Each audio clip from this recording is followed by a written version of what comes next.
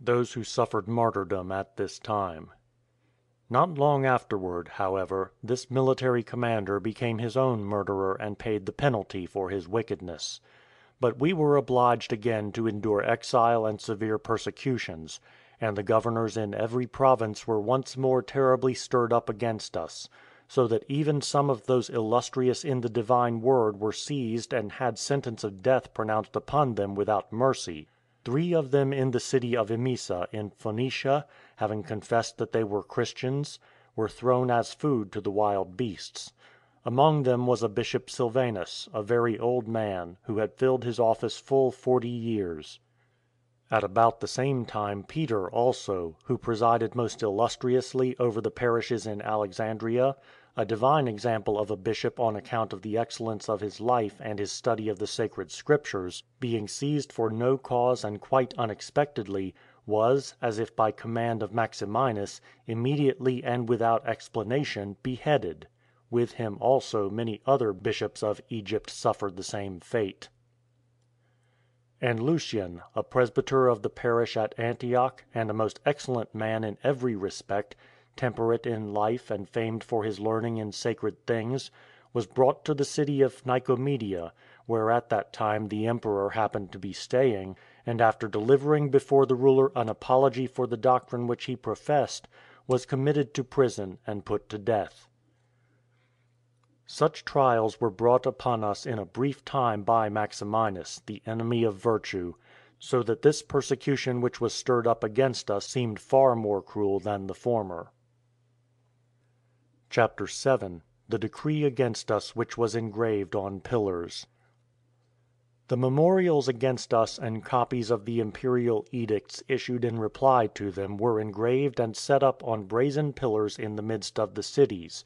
a course which had never been followed elsewhere. The children in the schools had daily in their mouths the names of Jesus and Pilate and the acts which had been forged in wanton insolence.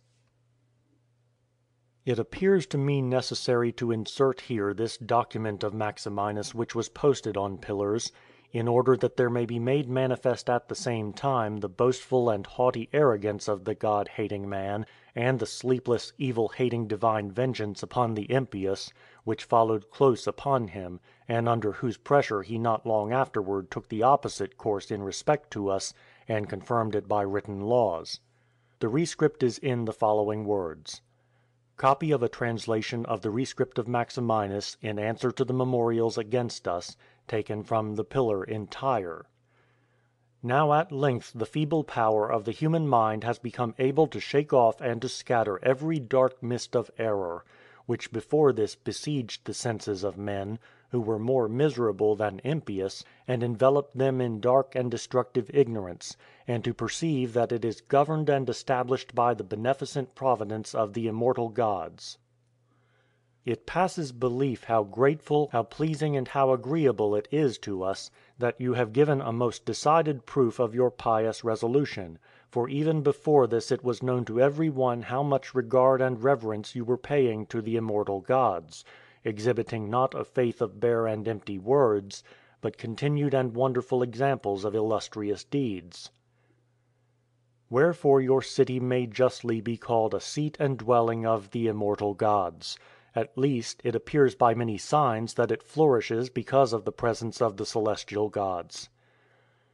Behold therefore your city, regardless of all private advantages, and omitting its former petitions in its own behalf, when it perceived that the adherents of that execrable vanity were again beginning to spread, and to start the greatest conflagration, like a neglected and extinguished funeral pyre when its brands are rekindled, immediately resorted to our piety as to a metropolis of all religiousness, asking some remedy and aid.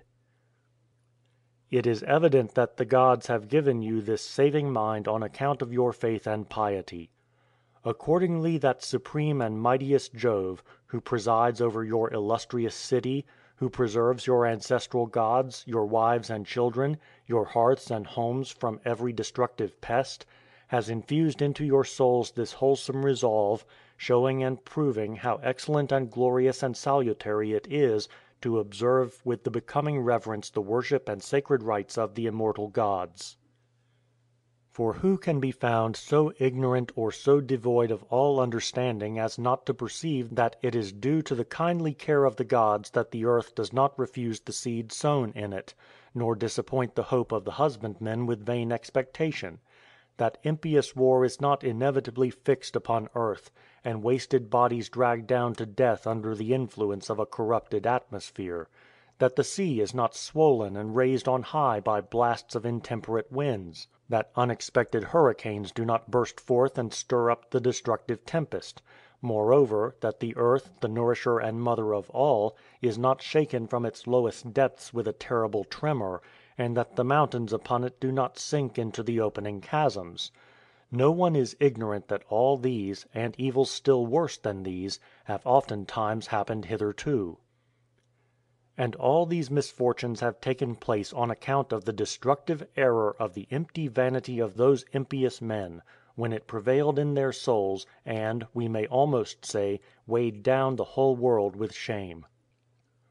After other words he adds, "Let them look at the standing crops already flourishing with waving heads in the broad fields, and at the meadows glittering with plants and flowers, in response to abundant rains and the restored mildness and softness of the atmosphere."